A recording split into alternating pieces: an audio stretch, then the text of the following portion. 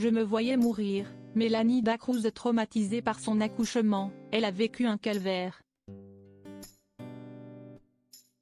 Melanie Da Cruz s'est confiée sans filtre à ses abonnés, en story Instagram. L'ancienne candidate de Secret Story a évoqué son accouchement et l'après très difficile. Melanie Da Cruz est plutôt discrète en ce qui concerne sa vie privée. Mais quand il s'agit de venir en aide à sa communauté, l'ancienne candidate de Secret Story, 2015, n'hésite pas à partager son expérience. Ainsi, le 23 février 2022, la maman de Swan, 3 ans, a raconté son accouchement en détail.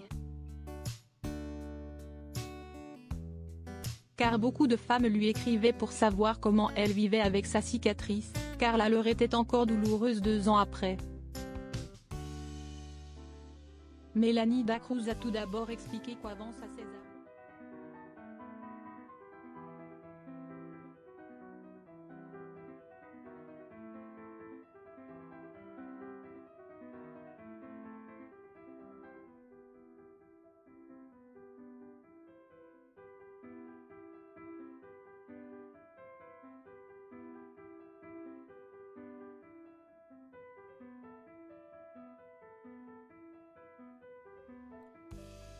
le personnel médical a tenté de déclencher l'accouchement, mais rien n'y a fait.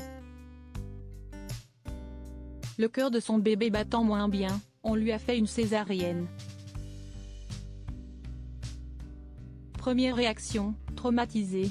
Je ne parlais plus. Anthony était à l'aéroport Charles de Gaulle, il rentrait de sa reprise avec le club.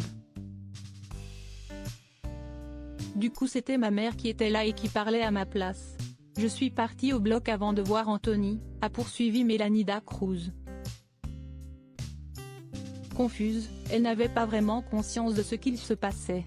Elle se concentrait sur la sage-femme qui s'occupait d'elle.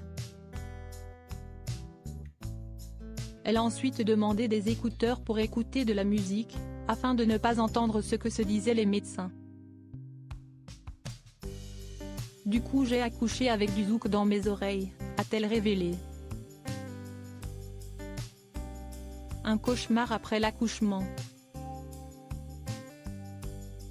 L'opération s'est très bien passée et Swan était en bonne santé, de quoi la sortir de sa confusion. Du coup crise de panique. J'ai le ventre ouvert, il y a du sang partout. Ça commençait à monter et si est-il là le pire moment. Je leur disais que je n'arrivais plus à respirer. Je pense qu'ils m'ont envoyé une bonne dose pour ne plus m'entendre. Une fois que mon fils était dehors, je me voyais mourir, s'est-elle souvenue. Quand elle a réouvert les yeux, elle était en salle de réveil, avec son époux Anthony Martial à ses côtés. Ils ont ensuite été emmenés dans la chambre et la jeune femme a constaté qu'elle avait une sonde. La plupart des femmes, au bout de 8 ou 9 heures, doivent se lever après la césarienne pour vérifier un peu. Moi ce n'était pas possible. J'ai gardé ma sonde jusqu'au lendemain et quand ils ont essayé de me l'enlever la première fois, que des malaises. C'était atroce. J'avais l'impression que mes poings étaient trop serrés, j'avais hyper mal.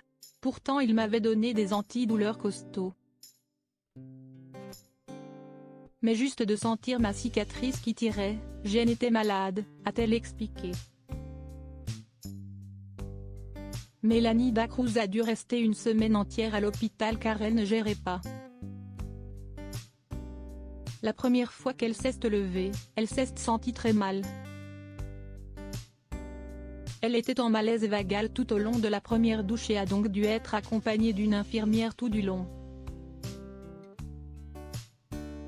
Par la suite, elle a dû voir un kiné pour favoriser la cicatrisation. Malgré ses efforts, sa cicatrice était très rouge. J'ai appris qu'on m'avait recousu avec un fil qui avait tendance à faire des inflammations et avec ma peau, ça n'a pas loupé. J'avais une cicatrice boursouflée qui faisait très mal, a-t-elle précisé. Elle a eu mal pendant très longtemps à cause de sa cicatrice. Mélanie Dacruz a eu des coups de chaud rien qu'en la touchant. Et personne n'a pu mettre le doigt dessus durant 2 ans. Ce n'est que quand elle a fait les cups que tout est rentré dans l'ordre. Je ne ferai pas 2 fois la même erreur.